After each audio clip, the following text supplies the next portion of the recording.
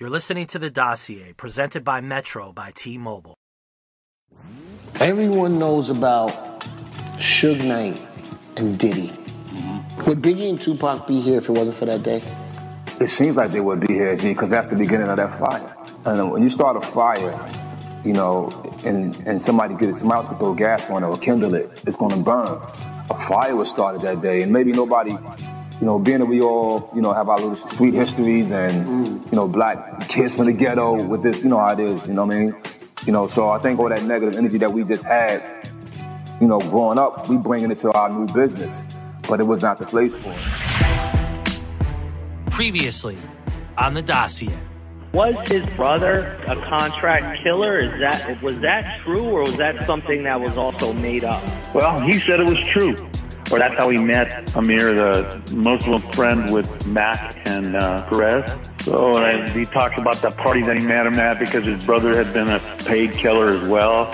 You know, Mike ran in those heavy circles. This is the Black Gorilla Family contacts. Black Gorilla Family is a prison gang that controls all black street gangs, whether they're Crip or Blood. You are now listening to episode 6 of The Dossier. Phil Carson, an FBI informant, Psycho Mike Robinson. In the first 5 episodes of this podcast, you've heard information and evidence that shows that LAPD officers David Mack and Rafael Perez were involved in the murder of Biggie. FBI agent Phil Carson continues to break down piece by piece the evidence and information he gathered in his wide-ranging and calculated investigation into the widespread cover-up by the LAPD into the murder of Biggie. First, listen to Richard Valdemar, Psycho Mike's handler, discuss the role of Reggie Wright Jr. in the conspiracy to kill Biggie Smalls. Reggie was the head of security for Suge Knight at Death Row Records. And in putting it together, does that connect Reggie Wright and Suge to Perez? Yeah. Yeah. And now Reggie's arrested, and I wonder if anybody's going to ask him about it. I think at the time we arrested Suge, we had like 8 unsolved murders connected to him. And it was Reggie the guy who did Suge's bidding, basically? Yeah, and this is how it starts, right? Suge and other rapper labeled guys, rappers, needed security, and they tried to use a gang called Ludus Park. Suge was actually a mob Pyru member, but Ludus Park Pyru provided most of the security. But they were ex-cons, and having guns got them in trouble. So he looked to the police, and they had contacts with the Compton police. So they wound up getting Reggie. And then Reggie hired a policeman willing to do these jobs.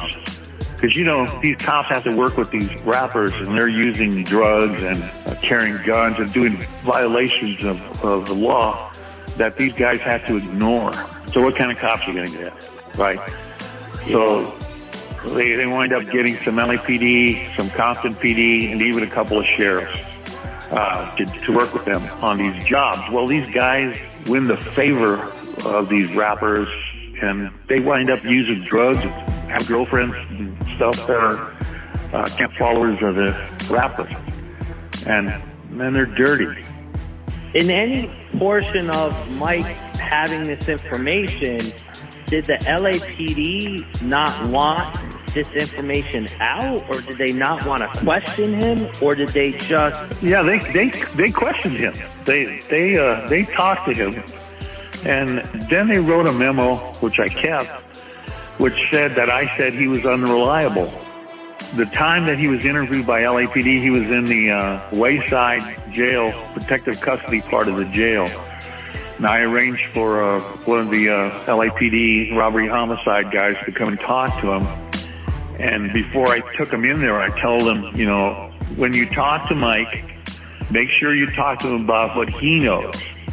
Because people on that roll, protective custody roll, they talk to each other about various cases that each one of them know parts of, right?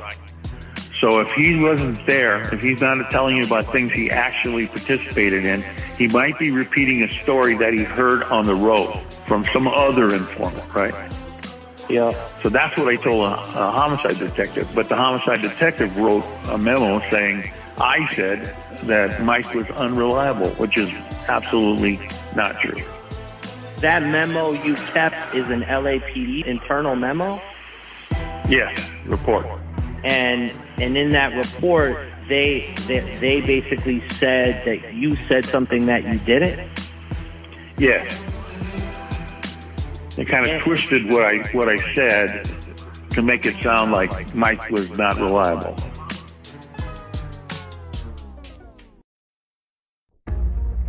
And in talking to Michael, did he have specific story about Mac and Perez, or was it more in regards to Amir Muhammad? Yeah, more about Amir and Reggie and the dirty cops that worked for them. Not specific on Perez or Mac. Got it. And so would you make the assumption that Reggie Wright had a relationship with Amir Muhammad? Absolutely. There was a small glitch in the audio, but let me be clear about what Richard just said. He stated that Reggie Wright Jr. had some kind of relationship with Amir Muhammad. Yeah, I was involved in some of the cases, and we would talk about this stuff, but you don't build a case on just one informant statement.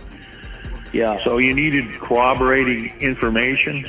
A lot of the cases that we worked were tangential. They were not directly about that. They were about something else that happened, and they happened to dip into the Suge Knight stuff.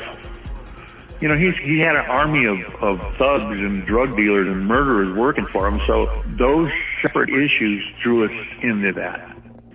I mean, he was a hero in my opinion. He's a hard guy to work with. Probably nobody else could work with him but me. But he took chances. He was a very brave guy. He wasn't afraid. People say, well, he didn't want to testify because he was afraid. He wasn't afraid. He considered us dirty, that we're, unless he had personal faith in you, he didn't believe the system was going to help him or protect him. He wasn't afraid. He wasn't just about afraid of nothing. We start doing the operation, putting together the operation of Psycho Mike to go meet with Amir Muhammad. Again, why, I don't know I did this, but my bosses appreciated it was, again, I reach out to Steve Katz and the Robbery Homicide Division asking them if they want to be part of this Psycho Mike operation to actually be there with me and Tim Flaherty while we send Psycho Mike in to meet Amir Muhammad. They say, no, we have no interest. I'm like, what?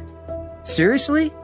You go, this guy, if the interesting part is, Don, is if they were part of my investigation and we were able to prove that Amir Muhammad or any other LAPD officers were not part of this, that takes a huge burden off their shoulder. But if these guys are part of this murder investigation, it's your job to look into it. But if you guys are telling me, when I say you guys, I'm saying LAPD and all the top brass there, if they're dead set on saying, Phil, we think you got your head up your ass, why are you looking at our police department? Because we have nothing to do with it. Well, I'm thinking like, well then great. Help me prove that you don't have anything to do with it, and this whole fucking case goes away, and you guys don't have to worry about any of this stuff. But instead, they look at it as, no, he may be going down the right path here, so fuck him, let's ruin him, let's ruin this case, and let's try to shut everything down. They did not want to be part of the operation where Psycho Mike went and met with Amir Muhammad. So I'm like, okay, fine. So literally a couple days before we're going down there, because we've got surveillance and everything going on, I get a call from, I think it was Detective Katz. He says, hey, my bosses now are saying that we want to be part of this operation. And I'm like, all right, well, hold on, let me get back to you. So I go talk to Psycho Mike, and I ought to make sure that, again, making sure it's cool with him. He's like, you know what? Fuck those guys. They're involved in the killing of Biggie. He goes, you know what? You reached out to him the first time. He goes, I don't trust these guys. Why are they coming back right now? You know what? If they're part of this, I'm not part of it. I'm not doing it. I'm like, all right, cool. So I go to my bosses and I say, hey, this is what Psycho Mike's saying. LAPD can't be part of this. And there's like, fine, you gave them an opportunity months ago to be part of it.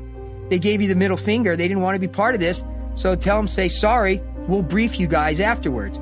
So I go ahead and I tell them, sorry guys, you can't be part of this operation. They went ballistic. And they were pissed off that now they want to be part of the Psycho Mike operation, meeting with Amir, and the FBI saying no. I make it very clear to them. You guys have an issue with this? Talk to my boss. Push comes to shove. I'm able to go down there with Psycho Mike, but one of the concessions is Phil, play ball with these guys a little bit, give them a transmitter, tell them to be a ways away so they can listen to Psycho Mike when he's engaging with Amir. Take me through what happens when Psycho Mike goes to Amir Muhammad's door, because I think there's been conflicting reports. There's been stuff said by the LAPD of what happened. You were there. Tell me exactly what happened when Psycho Mike goes to talk to Amir Muhammad. What happens next? The first time he went there, Amir wasn't home, and he talked to his wife. Short conversation, asked when he would be back, blah, blah, blah. Now, this is all on a wire. It's all on a wire. It's all recorded. It's all made part of the case file. And by the way, when I had to give a transmitter to, I think it was Steve Katz that might have gone down there, and there were a couple other LAPD detectives, I made sure that I gave them a transmitter and I put them in an area where I knew they would not be able to hear the transmission. Because it was like, screw you guys. You guys are doing nothing but causing me headaches when I'm trying to reach out to you guys to be part of this whole thing. It's like, fuck you guys then. So they couldn't listen to this in a timely fashion, so they couldn't possibly screw things up. Psycho Mike then finds out when Amir is going to be home, and he goes up to the door, and Amir comes to the door. And they have about a, 45-minute conversation. And in that conversation, again, which is recorded, which is part of the case file, you can hear Psycho Mike saying like, hey, Amir, do you remember me? Remember my brother? Blah, blah, blah. This is, how I was introduced to you. And Psycho Mike starts talking about the Biggie Smalls murder.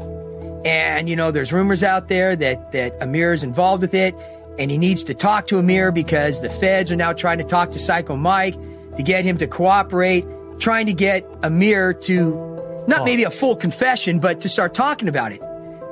Amir doesn't, he doesn't say like, who the fuck, what's going on here? You would think if some stranger came up to your door and knocked on it and said, hey, Don, this is Phil. Remember that murder that we were involved in or that you committed? And the feds are trying to get me to talk and dime you out or dime other people out there involved in it. We got to get our story straight. If you had nothing to do with it and you had no idea who I was, you were not going to sit there and have a conversation with a guy for 1 minute who's dressed like a gangster. And because I understand this isn't a nice neighborhood. You're going to say like, the fuck are you doing? What the fuck? Get out of here. Who are you? What are you talking about? That's not what happened. They had a conversation and they talked and they said, okay, you know what? Yeah, let's go ahead and meet up at another time. Well, we end up sending Psycho Mike in a third time. The third time, he knocks on the door, like a roommate or a friend of Amir's was there, opens up the door, and Psycho Mike asked for Amir, and he said, no, he's not here right now. And he goes, okay. He goes, have him give me a call. And Psycho Mike had written down his phone number and gave it to this guy, who then, obviously, based on what happened next, gave it to Amir. Well, Amir called the locals. A police officer showed up. He knocks on the door. And by the way, we're still there. And Psycho Mike is kind of in the area. I haven't had a chance to talk to Psycho Mike to get a full brief of everything that would happen, but I just listened to it real time, so I know. Not only did I know what happened in the previous conversation where they talked for a minute, but I know that this guy said that Amir's not there. So the police officer knocks on the door, asks for Amir, and he says, no, he's not here right now. Well, I come to find out, because I went and talked to that police officer, Amir was hiding, and the police officer saw Amir because of the way the mirrors were inside the house. He could see him hiding behind like a wall or a closet door that had been opened up, so Amir could kind of see or hear what was going on, but you couldn't directly see him by the door. after I had that conversation, Amir Muhammad goes down to the PD. He probably was fearing for his life, and he should, based on what Psycho Mike's history is, but more importantly, what Psycho Mike's brother's history was, and that relationship that he had with Amir. This just say this wouldn't be the first murder that is intertwined with all this. So Amir Muhammad goes down to the Chula Vista PD, talks to a detective, and that detective went and spoke to the police officer that responded to the call at Amir's house, started trying to get some information, and to make a long story short, Amir provided the license plate to the PD down there and said, hey, because it was an undercover car, and he provided it to the PD, and the PD down there then went ahead and ran it through their database, and it didn't come back to anything. And because I told the PD down in Chula Vista what this operation was, play along with me here when you're talking with Amir. So they go back to Amir, who's waiting right there, and say, yeah, you know what? We ran this license plate. It looks like that car had been recently purchased, and it's in transition, and we don't know who the car's registered to. Amir then says to the officer, you're fucking lying to me. I just called LAPD. I had somebody run the plate, and you're fucking lying to me. And it's like, dude, you just gave yourself up right there. That's just so stupid. He said to the officer, yes, I called LAPD and had somebody run the plate? And you're lying to me because you didn't run it. And that's documented. I didn't know that. The operation by Phil Carson to catch Amir Muhammad talking on a wire would set in motion a series of events where the upper management of the LAPD not only tried to stop Phil's investigation, they wanted to ruin his career. This is really where the cover-up to silence Phil started. I needed to talk to anyone who understood how powerful and sinister the LAPD at that time really was. When I die, fuck it, I wanna go to hell. Cause I'm a piece of shit, it ain't hard to fucking tell. It don't make sense going to heaven with the goodies dressed in white. I like black Timbs and black hoodies. Gotta probably have me on some real strict shit. No sleeping all day, no getting my dick licked. Hanging with the goodies, lounging in paradise. Fuck that shit. I wanna tote guns and shoot dice. All my life I've been considered as the worst. Lying to my mother, even stealing out a purse. Crime after crime, from drugs to extortion.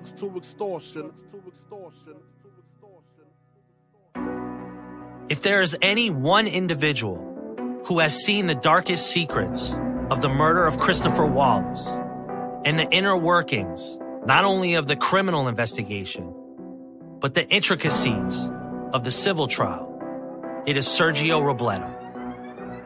I got to personally know Sergio, and he became a sounding board to all the information I was digging up. Each day, I would call him and share a new piece of information.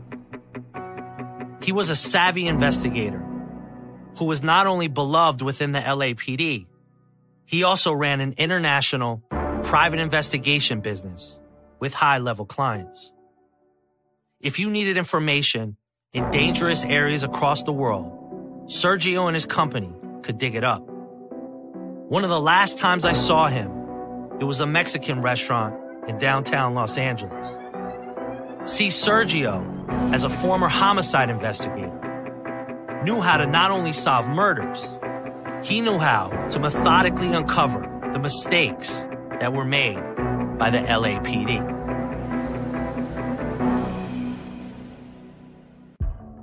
Here's the thing. The protective order on the case, I'm sure there's hundreds of documents on the protective order. How am I going to remember what the hell's on there or not? Yeah. I mean, there's just no way. I mean, some of it I know about, some of it I don't, and that is true. Yeah. In terms of the fact that you're getting into the nitty-gritty of this thing. Because what you're getting into is the massiveness of the number of people that were involved in making sure that the system couldn't work. Yeah. Okay, you've heard of federal cases where there are U.S. attorneys that don't give up information that would have been critical to proving that somebody was innocent or guilty. Yep. Because they're trying to protect their witness. Yep. And so in this case, the district attorney's office, which should have been the principal bearers of integrity, did not. Sergio had a lot of information and was a man who kept his cards close to his vest. He would periodically give me a new piece of information or slip me a document that he knew would help me. At the time, files involved in the case were under seal by a federal judge. A lot of answers were in those files, and Sergio had seen all of them. Sadly, in January of 2018, Sergio ended up in the hospital with pneumonia, and due to complications, he passed away. I felt like I not only lost a friend, I lost someone who cared about the truth in this case. Yeah, I mean, I think it's staggering that instead of looking into information, they were suppressing it. That's exactly right. And see, that's why Russ Poole became an object in the roadway that needed to be derailed and moved out of the way. And so Russ, bless his soul, I'm not saying that he's right. I'm not saying that the guy he said killed the guy is the right guy. That's not the point. The point is that when you take away the freedom to pursue justice, the first victim is justice.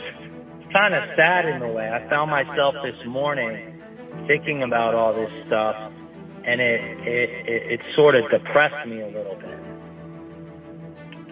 Well, it should, because, and think about it. I mean, from my perspective, I worked my entire career.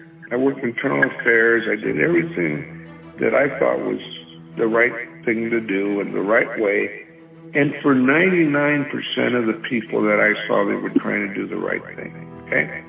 There were some things that people that did wrong. There were some criminals in there. I arrested them personally. No big thing.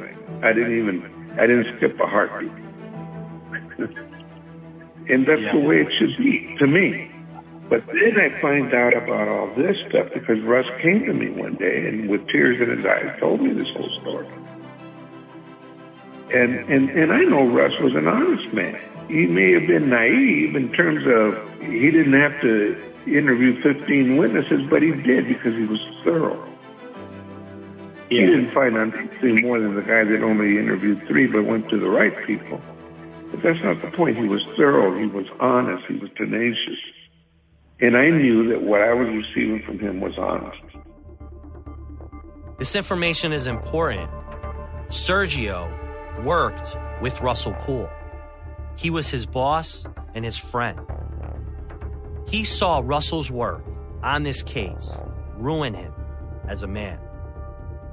Russell Poole and Phil Carson saw a system inside the LAPD that went against who they were as men and cops. You know, I was the second person to receive the Rodney King tapes. And I remember taking it to one of the chiefs, and I said, Chief, you better sit down before you watch this. And so he says, why? He says, this is a thing that was on TV last night, and they just brought the tape in. And he says, well, put it on. Who had the camera? Where was the camera? Oh, my God, they caught this on camera. It was one of the most disturbing things that we'd seen on video. The videotaped beating of Rodney King had left many Los Angeles residents outraged. It was like the first time we had actually seen it. So it was shocking, but at the same time, it was wonderful because now we Americans, we African Americans, we had evidence of our claims of, injustice and mistreatment. The idea of watching that video originally Give me your reaction to when you saw the Rodney King video. Give me what you felt initially. I was waiting for somebody to stop it. And the fact that no one came and no one was able to stop it. The Rodney King video in and of itself ignited a culture of wanting to get involved. So he puts it on, and this was a guy that was, you know, you're about a mid-range Caucasian, okay? This guy is a white man. I mean, he's really white, bluish white, you know? But he was watching this video, and he turned blue, almost purple. And he fell in his chair, and he says, this is going to be worse than to watch riots. And he was right. Yeah. And so I got to see all of them from a perspective of command.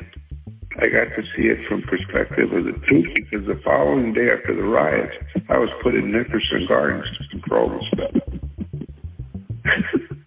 I get shot at and everything else down there. And it was, so I mean, you see this terrible tape that was Rodney King. This horrible, very few people have seen the whole tape. It's 4.5 minutes of acting. Yeah. It's horrible. It's horrible. And anybody with any modicum of decency, you know, would be appalled by it. And so then to see the department, then to see the city fathers and everybody spank LAPD by calling, you know, all the reforms. And it was kind of interesting, because when I was at, I used to work at a company called Pearl. Do you know who they are? You might ask yourself what the Rodney King riots had to do with Biggie. This was a historical marker, a marker that would set in motion a chain of events that would define the relationship between the LAPD and minority communities. This is where respect was lost, and the LAPD as an institution went down a dark path, a path that leads to Biggie's murder and the cover-up. Okay, well, I used to run their LA office, and Henry used to run the Western U.S. And it was Pearl that was assigned the monitors. Yeah, I read that report. Well, I'm the one that went, I traveled to New York and met with Bratton to talk to him about coming to do the monitorship. So, I mean, I've been involved in these things where these are all well-intended things. But in the middle of all that is, and of course I didn't know about it then, was Biggie and Tupac. This is important. Sergio, more so than anyone, understood the bigger picture of power in the city of Los Angeles. Sergio is talking about a company named Kroll. He is talking about two vital things. Kroll is a private global security firm, a security firm where Bill Bratton has had a long-standing relationship and has received money from. A dirty secret of high-level policing is that individuals like Bratton enrich themselves and their cronies when police departments go through massive scandals. At the time that Sergio is talking, the LAPD was being monitored by the Justice Department by a consent decree. In layman's terms, a consent decree is placed on a police department when the city and the police department cannot police themselves. And that's where it causes a real conflict in one's mind. It's real. See, and then Jimmy McDonald, who's the sheriff now of LA County, Jimmy McDonald was the guy that they used to oversee part of this stuff. All these command officers used to oversee this stuff. And so Jimmy McDonald was who Russ called to go and tell him about corruption in the sheriffs. And then Russ dies right there. But my understanding is that Dupree and that Compton Sergeant Reggie Wright Sr. were there. Russell Poole had a heart attack inside an LA County Sheriff's Office in 2015. He died, yet again, trying to give information on the murders of Biggie and Tupac. His family knows that this case ruined him. It ruined his life. The perspective is that Russ was told that Reggie Wright Sr. and Jr. were involved in drugs by, I believe it was Kevin Hackey. I can't remember right now. I have to verify. Yeah. But Kevin Hackey's the one that told him about it. This was early on. Yeah. And so they were involved in stuff then. Yeah, they just got arrested on a federal indictment for dealing drugs from L.A. down in Memphis. You knew that, right? Yes, I knew that, and then I spoke to Dupree. I called Dupree to tell him about it. And here's the big thing for you, for your perspective, what Dupree told me. First of all, he was pissed that I would dare to call. So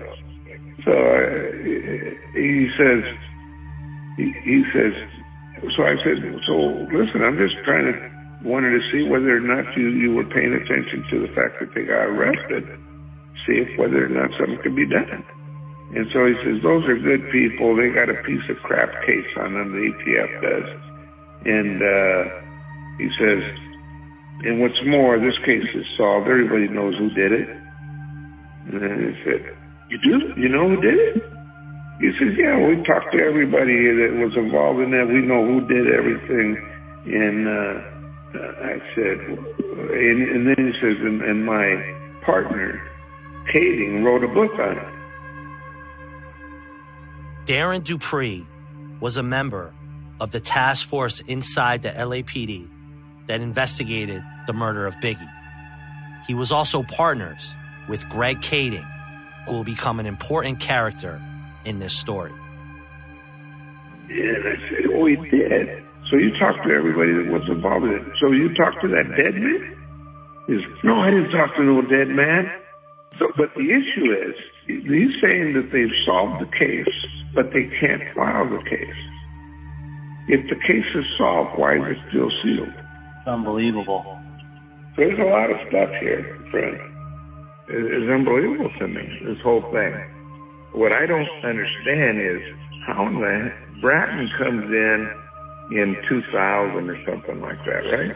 Well, it was 2002. Yeah. There you go. And so he has no bone in the game except the political game. Yeah. He wasn't there. He could have kissed off everything that Bernie Parks was doing and everything else, but he needed the support. And Bernie Parks represents the black community in many ways, many good ways. But in many other ways, he represented that which, cover up everything, don't let no black person get in trouble type thing. That was making up for some of the sins of our fathers type thing. Poole, who resigned from the LAPD in 1999, says it's important to understand the historical context of this murder, beginning with the beating of Rodney King 5 years before, the riots that followed, and then in 1995, the criminal trial of O.J. Simpson. Poole says in this racially charged environment, the last thing the city wanted was a scandal involving the possibility that sworn minority officers could be involved in the assassination of a superstar rap artist. Wallace family attorneys say another reason for a possible LAPD cover-up is purely financial. They say then LAPD officer Rafael Perez was on duty the night of the murder. If he was involved in it, it could potentially make the city liable for hundreds of millions of dollars in damages. And do you believe that the LAPD has tried to cover this up? I believe the leadership at the time that this occurred went to great lengths to cover up and keep evidence away from the district attorney's office and the FBI. Over the years, officers Perez and Mack have repeatedly said they had no involvement in the murder. The LAPD says it can't comment since the case is still under investigation, and sources tell us criminal investigators are now following up new leads in this 14-year murder investigation that so far has come up empty. I want something to be very clear. 3 police chiefs within the LAPD covered up information that pertained to the Biggie murder. The 3 are Chief Bernard Parks, Chief Bill Bratton, and if you want to come present day, Police Chief Michael Moore now becomes a part of this cover-up by not allowing this case to be properly investigated by honest cops. What bothered me is, now here comes Bratton. He's coming out of the consent decree. Michael Cherkasky is supposed to know about the consent decree because he's the monitor. And they're having lunch together at the academy regularly, and they're discussing what's going on. And all these reports, you can't tell me that they didn't advise him about the Boagny thing. But they made sure that that monitorship stayed only monitoring people at the lower levels. There was nothing above, the actual process of leadership of LAPD. And that's where I think this whole thing came from, is that it's political in some ways. They were going to take care of not to give the appearance of not going after any black police officers or anything like that. At the same time, that was a way of making sure that Bernie Parks continued support for Bratton and other people because he has a lot of strength in the political process. But that's just speculation, obviously, but I do believe that to be the case. And Bratton, how the hell does he find out that people are coming up and testifying? And you got to understand LAPD. That stuff is reported up the chain of command. It's not like other places where somebody knows about it and doesn't get reported up. It just isn't that way. So I really see some very surprising to me that would have happened. Now that you've uncovered Boagny the way you have and the threats, oh my God. Why? It even is staggering to me that then on top of all of that, you're allowing an LA Times journalist to report things that are not true and almost use him as a pawn to disseminate false information. Next time on the Dossier. This guy, Chuck Phillips from the LA Times, is calling me and he wants to talk to me about the feds and the ongoing Biggie Smalls investigation. And he's heard that we're doing an investigation. He just wants to kind of talk to me. And I haven't responded to him at all. The problem is this guy's relentless. He keeps calling and calling and calling. But let's be clear, though, and just correct me if I'm wrong as a journalist. The FBI, as standard practice on an open investigation, will not talk to the media.